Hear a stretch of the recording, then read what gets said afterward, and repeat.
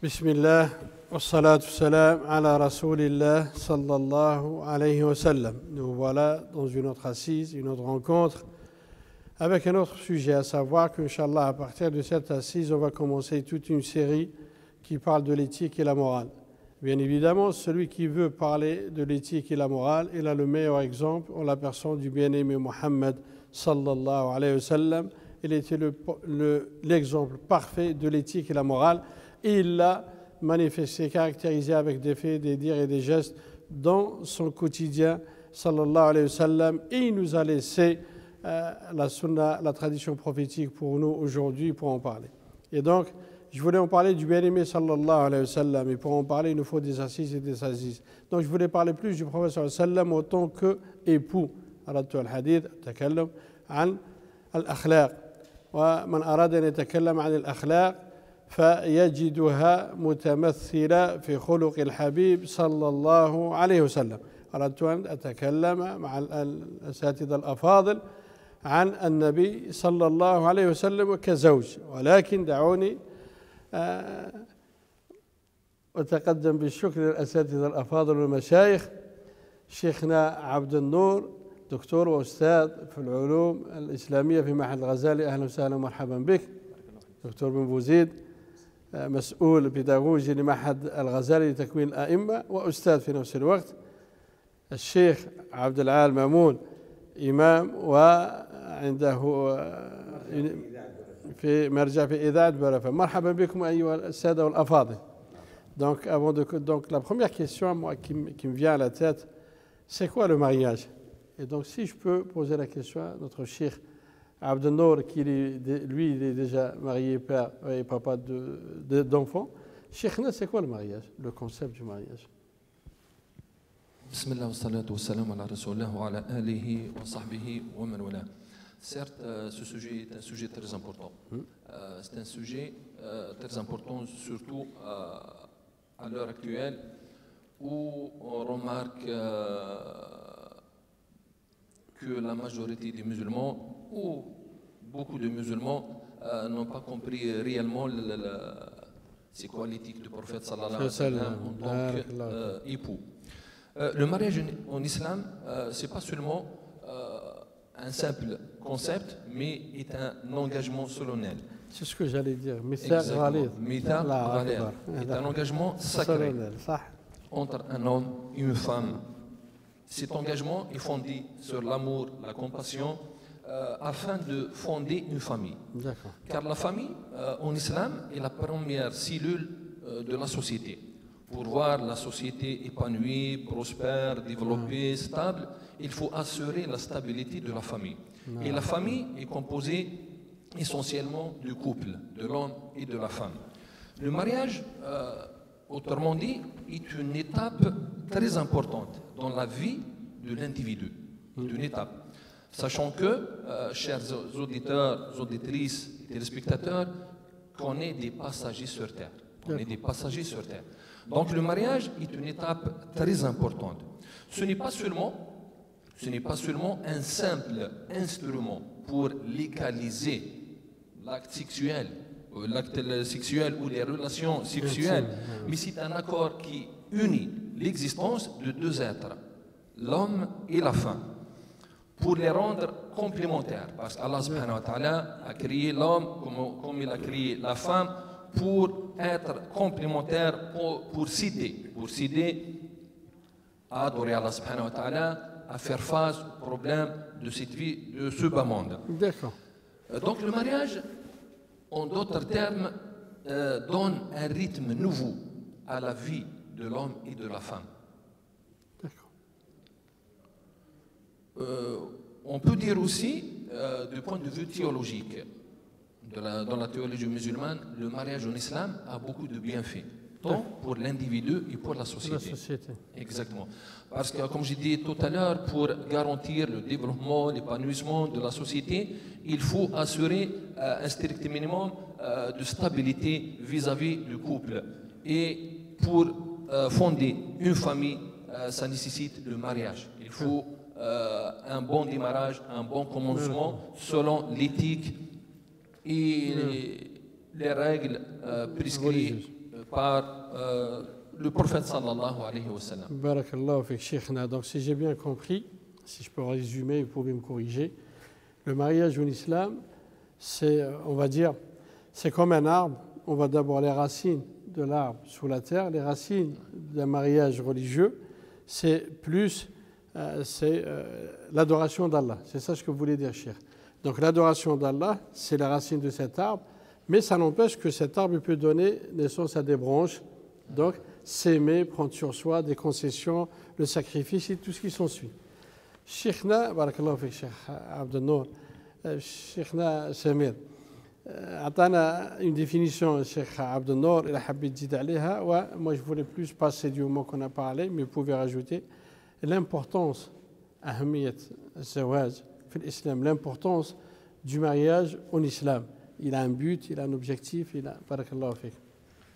Alhamdulillah, as-salatu was-salamu ala rasulillah wa ala alihi wa sahbihi wa man walah.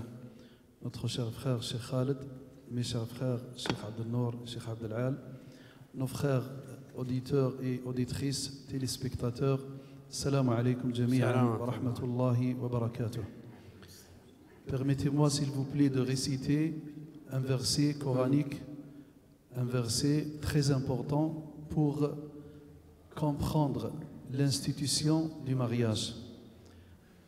Dans Surat An-Nisa, Allah, exalté soit-il, dit بعد أعوذ بالله من الشيطان الرجيم بسم الله الرحمن الرحيم يا أيها الناس اتقوا ربكم الذي خلقكم من نفس واحدة وخلق منها زوجها وبث منهما رجالا كثيرا ونساء واتقوا الله الذي تساءلون به والأرحام إن الله كان عليكم رقيبا.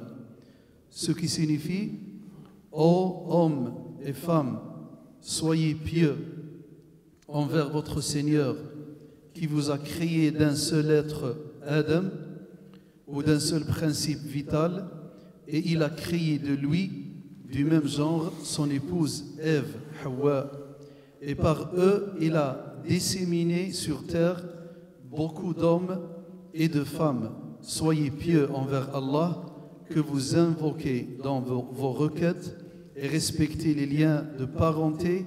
Allah est surveillant de vos intentions et actions. D'après mon simple réfléchi et méditation sur ce verset, qu'est-ce que je dis moi, votre frère? Je dis que au début, c'était une seule âme, nafsun wahida. Au début, c'était une seule âme. Allah, exalté soit-il, notre Seigneur, il a créé l'épouse de cette même âme. Après cette division, on est dans un état, si on peut dire, de déstabilisation. Alors, après le mariage, les deux âmes se réunissent encore une autre fois. C'est pour ça, dans l'autre verset, dans Surat Ar-Rum, Allah Azza wa Jal mentionne qu'il vous a créé de vous, pour vous, des épouses, pour que vous viviez avec eux en tranquillité, pour que vous auriez une stabilité dans votre vie. Alors, le mariage, c'est une stabilité humaine.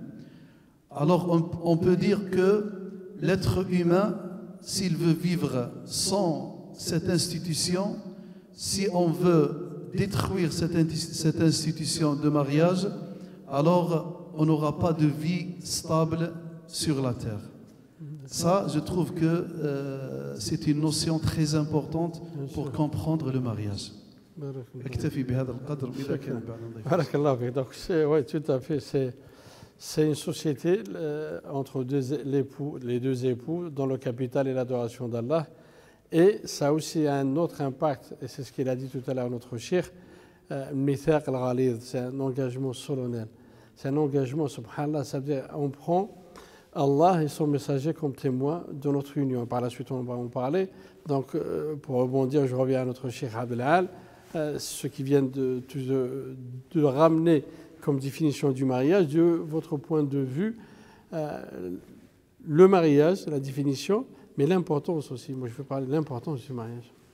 Alors, je ne vais pas reprendre ce qui a été dit par nos chers savants et érudits de cette grande et belle mosquée de Paris, Cheikh Abdelnour ici présent, Cheikh Khalid et puis Cheikh Samir, bien sûr, barakallahu fihim, wa jazahumullahu anil ummati khair al-jaza. Je dirais d'abord sur la question du mariage, son statut normatif. Ma huwa hukmuhu. Dieu dans le Coran, il évoque un verset dans Sourate An-Nur où il dit وَانْكِحُوا الْأَيَامَ مِنْكُمْ وَالصَّالِحِينَ مِنْ عِبَادِكُمْ وَإِمَائِكُمْ. Wankihu, c'est un verbe à l'impératif qui dit marier. Parmi vous, les célibataires, garçons et filles, qui soient des servantes et des serviteurs de Dieu, hein, même s'ils sont pauvres, dit dans le Coran, donc dans ce verset, Al-Alamin l'encourage le mariage malgré l'état matériel et financier de ces jeunes hommes et femmes qui souhaitent se marier. C'est à la société d'encourager, de soutenir la création et la fondation de ces cellules saines qui permettront, Inch'Allah, de constituer tout cet ensemble, ce corps qu'on appelle la Oumma, et qui est de ce fait sain et stable grâce à le fait que ces noyaux soient sains et stables. J'ajouterai à cela que, comme vous l'avez dit tout à l'heure, parmi les épithètes qu'on appelle les adjectifs qui qualifient le mariage, cités dans le Coran, nous avons le fameux mithaq. Alors ce mithaq, Dieu dans le Coran, l'évoque pour l'intérêt de la femme. Il dit wa akhadna. ونون هنا نون النسوة وليس أخذنا أي أن الله أخذ ميثاقا عليكم. نعم, Allah أخذ ميثاق. Il a pris un pacte quand vous vous mariez de ne plus simplement être responsable que de soi-même, mais aussi devenir responsable des personnes qui sont sous notre charge. Le prophète dit dans un hadith, kullukum ra'in wa kullukum mas'oulun an ra'in. Vous êtes tous des bergers et vous serez tous interrogés sur votre bergerie, en l'occurrence votre femme, vos enfants et tous ceux qui sont sous votre toit. Et même plus, même la société, les frères et sœurs qui en tout cas sont sous notre charge. Dans le sens inverse, Dieu, le prophète nous dit kafa bil mar'i ithman, suffit comme péché d'un individu de fait de négliger ceux qui sont sous sa charge, sa responsabilité. Je ne parle pas simplement matériellement parlant d'assumer les besoins matériels, mais aussi bien entendu l'éducation, puisque de toute façon tu n'y es pour rien en matière de nourriture, puisque Dieu dans le Coran dit Nahnu narzuqukum wa iyyahum quand il parle des enfants. C'est nous qui vous nourrissons et nourrissons vos familles. Donc vous n'y êtes pour rien, vous êtes simplement le sabab, la cause. Celui qui nourrit tout un chacun et nourrit la famille, c'est Allah subhanahu wa ta'ala, bien entendu. Notre véritable responsabilité en tant que berger, c'est d'assurer l'éducation et de transférer ce relais qui est l'héritage de notre prophète Mohammed sallallahu alayhi wa sallam, à qui Dieu avait accordé ce legs qui est la noblesse des caractères. Il a légué à notre prophète Mohammed sallallahu alayhi wa sallam cette belle éducation quand il dit du moment que vous parlez du prophète sallam pour qu'il y ait une suite logique, je pense que le bien-aimé sallam nous a parlé du mariage. Il nous a parlé et beaucoup du mariage avec des arguments solides qu'on peut prendre nous aujourd'hui en 2021 comme socle sur lequel on peut construire, Inch'Allah, notre vie de famille. Cheikh Abdelnour, le prophète sallam, nous a parlé du mariage. Bismillah wa salatu wa salam ala rasulillah wa alihi wa sahbihi wa man wala. Ajouter un élément très important concernant les bienfaits de mariage ou les vertus de mariage. D'accord. Le prophète sallallahu alayhi wa sallam nous a informé que le mariage constituait la moitié de la religion. D'accord. Par contre, là, il faut que tu m'expliques. Là, il faut que tu m'expliques. Là, il faut que tu m'expliques, Cheikh Abdelnour. D'accord. D'accord. Exactement. Sinon, le prophète sallallahu alayhi wa sallam, dans le hadith authentique rapporté par l'imam Tabarani, dit, il enjoint surtout les jeunes hommes. Lorsque le serviteur se marie, il a certes complété la moitié de sa religion, alors qu'il craint Allah pour l'autre moitié. D'accord. Mais moi, je précise voilà, c'est ce que je veux entendre. La moitié de la religion ne consiste pas au fait de consommer le mariage, ou juste le mariage tout simplement. Mais ça consiste aux implications du mariage durant toute une vie. C'est les implications du mariage. Parce que l'homme et la femme vont s'entraider pour affronter les problèmes de cette vie, de ce bas monde, à élever les enfants ensemble, à pourvoyer pour les éléments qui sont nécessaires. L'un complète l'autre. Exactement. Parce que le mariage, parmi les finalités du mariage, c'est de fonder un foyer et de créer un climat favorable pour élever les enfants qui seront utiles pour la société. C'est pas non pas seulement pour la famille. Le prophète sallallahu alayhi wa sallam, à travers ses hadiths ainsi qu'à travers des textes coraniques, le mariage est une source de quiétude et de sérénité. Le prophète sallallahu alayhi wa nous a informé dans le noble Coran que le mariage est une source de quiétude et de sérénité. Ainsi que le mariage, comme a dit notre cheikh Abdel Ali, le mariage est une source de bénédiction. Celui qui veut qu'Allah subhanahu wa ta'ala lui donne de la richesse, de la bénédiction dans sa richesse, dans ses biens, dans sa santé, dans sa vie, qu'il se marie. Le mariage est un élément très important. Le prophète sallallahu alayhi wa sallam aussi, dans un hadith authentique où il enjoint, surtout, comme j'ai dit, les jeunes, il dit aux jeunes hommes, celui qui est parmi vous a la capacité de se marier, qu'il se marie. Cheikh Abdel Nour, si vous permettez, parce qu'on me pose cette question. Là, Cheikh Abdel Al, vous, Cheikh Sami, vous avez dit, même si les pauvres, ils se marient, mais là, de l'autre côté, vous m'avancez un hadith, vous me dites celui qui a l'istita'a. هذا الاستطاعة لازم تكون جسديا physiquement, c'est-à-dire il peut. De l'autre côté, il faut que je sois préféré. Moi, si je n'ai pas d'argent, Cheikh Abdel Al me dit non, tu te maries, et vous me dites oui. C'est pour ça on tient à rappeler un cours très important dans les fondements de la jurisprudence musulmane, dans le droit musulman, au sur le fiqh. الحكم الشرعي للزواج تعتريه الأحكام التكليفية الخمسة. Le mariage en islam peut être obligatoire, comme il peut être interdit, comme il peut être déconseillé, comme il peut être permis, selon la situation de la personne.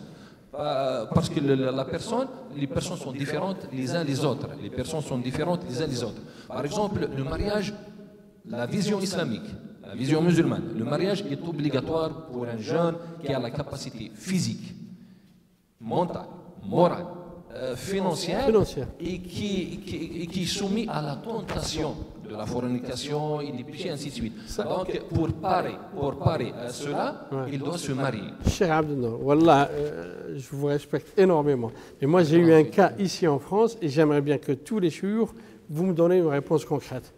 Un jeune, il a 18 ans. La fille, elle a 17 ans. Ça veut dire que les mashayikh, ils sont les deux encore étudiants. Elle est au lycée, où je pense lui, il était en première année BTS ou quelque chose. Donc les deux ne travaillent pas, cher. La fille chez ses parents, l'enfant chez son père. On est d'accord. Ils me disent, ils viennent ici, oui, mais pour ne pas faire le haram, on veut faire le halal. Donc j'ai dit, de quel halal? Le mariage religieux, oui. D'accord, vous vous mariez aujourd'hui. La suite, c'est quoi? Ils disent que la fille, elle reste chez ses parents, l'enfant chez son père. Et quand ils veulent se voir, ils se voient. C'est ce qu'on appelle le zawaj al-misya. Donc la cheikhna, beaucoup de non, mais la cheikhna, là si vous me dites, parce que là vous avez dit, il faut qu'il si on regarde au pilier de mariage, parce que là, a réuni les piliers de mariage, est-ce que là, il peut se marier, il peut se marier. Il n'a pas de capacité financière. Pour avoir eu besoin de sa famille. C'est ce que je voulais entendre. Parce que le mariage est une responsabilité. Voilà, هذا جواب شيخنا. ولا لا ومن بعد كمل. الحمد لله. شيخ. الصلاة والسلام على رسول الله. شيخنا sur la question. À propos de cette question, je dis que nous les musulmans, nous basons dans cette vie sur notre croyance. Comme l'a mentionné Cheikh Abdel Al tout à l'heure, que même s'ils sont pauvres, Allah, le Très-Haut, leur don de la richesse. La subsistance, d'accord. Et c'est pour ça, je rappelle nos chers téléspectateurs et auditrices, auditoires qui nous suivent, la parole de nos savants, quand ils ont dit le mariage est une clé parmi les clés de richesse. Une clé parmi les clés de richesse. Alors, certes, la capacité mentionnée dans ce hadith du prophète sallallahu alayhi wa sallam, dans ce rappel ou bien dans cet appel qui s'adressait aux jeunes musulmans, la capacité, elle consiste seulement la capacité physique et morale. Parce que sincèrement, moi je suis un exemple devant vous. Quand je me suis marié, je n'avais pas un emploi, j'avais une simple pension. Mais, alhamdulillahi rabbil alamin, après le mariage, Allah Azza wa Jal m'a ouvert les portes de richesse et d'emploi. Mais cher, parce que là on va ouvrir une porte. On ne va pas généraliser l'exception. Non. Ce n'est pas une exception. L'exception, c'est l'autre cas. Alors, le cas de ces jeunes-là. Oui, ça c'est une exception, voilà. Une simple exception. Mais généralement, croyez-moi mes frères, généralement, le musulman, s'il peut aller chercher la subsistance. La subsistance, Allah Azza wa Jal lui donnera. Le prophète sallallahu alayhi wa sallam nous a dit dans un hadith, trois des musulmans, Allah Azza wa Jal va les aider. Et parmi ces trois, il y a celui qui se marie pour être dans le chemin d'adoration d'Allah subhanahu wa ta'ala. Alors moi, je base sur la croyance, je base sur la foi qu'on a dans nos cœurs pour qu'Allah Azza wa Jal nous guide, pour qu'Allah Azza wa Jal nous donne la richesse par le mariage, bi'idnihi subhanahu wa ta'ala. Et donc pour ce cas, je vous laisse après finir, mais moi ce que je voulais, là vous avez parlé Cheikh de façon générale, Cheikh Abdel Nour, mais là on va ouvrir une porte parce que, je ne sais pas, et après Cheikh Abdelal, parce que vous avez grandi ici, juste parce que là ça me tient à cœur. À l'époque, Cheikh Abdelal, les jeunes, ils n'avaient pas ce prédicateur d'Allah dans leur cœur. Ils vivaient, il n'y avait pas cette sahwa, elle n'est pas arrivée encore. Donc les jeunes, ils sortaient à droite, à gauche avec les filles, quand ils veulent, où ils veulent. Ensuite, il y a ce côté religieux, le prédicateur, prédicateur d'Allah dans le cœur de chaque croyant. Donc les jeunes, alhamdoulilah, ils sont revenus vers le din. Donc avant, il y avait la fornication, ils sont revenus vers le din, effectivement. Sauf qu'il y a toujours un nafs al-ammara bis-sou'. Donc, pour donner une couverture religieuse à son acte, donc il prend le halal comme argument. Pourquoi? Donc il consomme, 2-3 mois après, il la jette, il dit non, on ne s'entend pas, on n'est pas fait l'un pour l'autre. Et d'où ces cas-là, il dit voilà, tu auras chez ta mère, j'aurai chez mon père, quand on a envie, on se voit, ça sera plus sexuel. Donc il n'y a pas de responsabilité en soi, il n'y a pas un engagement en soi, il n'y a pas, vous nous avez dit tout à l'heure, un engagement solennel, mais vous avez dit tout à l'heure, elles sont une demeure pour vous, vous êtes une demeure pour elles.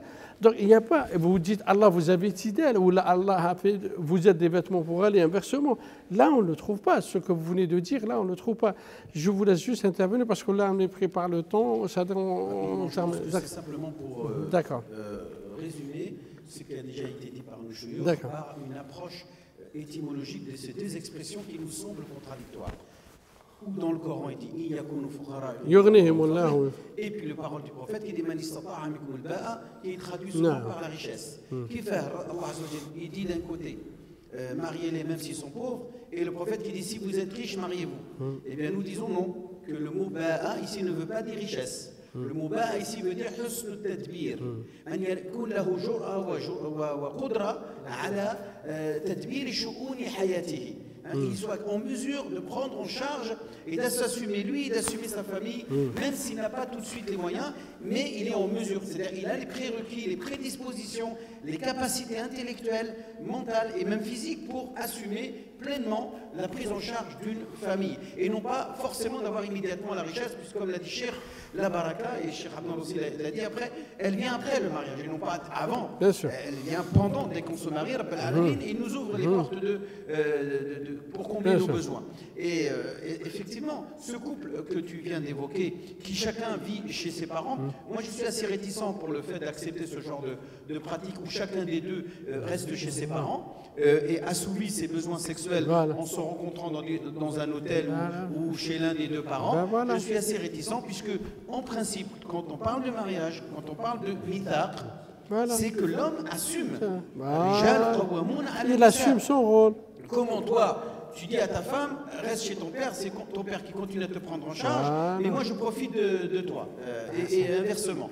Je pense que ce n'est pas du tout convenable. Je dis à ce couple-là, puisque vous voulez vous marier, eh bien, vous avez un besoin, effectivement, qui est l'instinct. On n'est pas contre. Instinctif, qu'on appelle ghariza al-jinsiyya, que l'homme a besoin, est attiré par la femme, et vice-versa. Eh bien, prenez-vous en main. On va vous aider à trouver un appartement, mais vous prenez en charge, vous prenez en main, vous vous débrouillez. Tu es donc débrouillard, tu es capable d'assumer ta personne et d'avoir une certaine autonomie. C'est ce que nous encourageons ce couple-là. Mais de dire que chacun reste chez lui et il consomme dans des relations un peu frivoles, je ne suis pas d'accord. Merci, Cheikh Abdelal. Donc là, il y a des conséquences graves dans la société française. Si on voit les dégâts qu'a causé cette parenthèse qu'on ouvre qui est le halal, machaïkhna. Voilà, en fait, même, je pense, moi, le jeune, Samahni, Cheikh Abdelnour, le jeune il y a longtemps qui avait 16 ans et le jeune d'aujourd'hui, c'est pas kiff-kiff, sincèrement, c'est pas kiff-kiff. On le voit, on reçoit les gens tous les jours au bureau, on voit les dégâts qu'a causé. Donc là, on est pris par le temps, c'est Cheikh Abdelnour qui va faire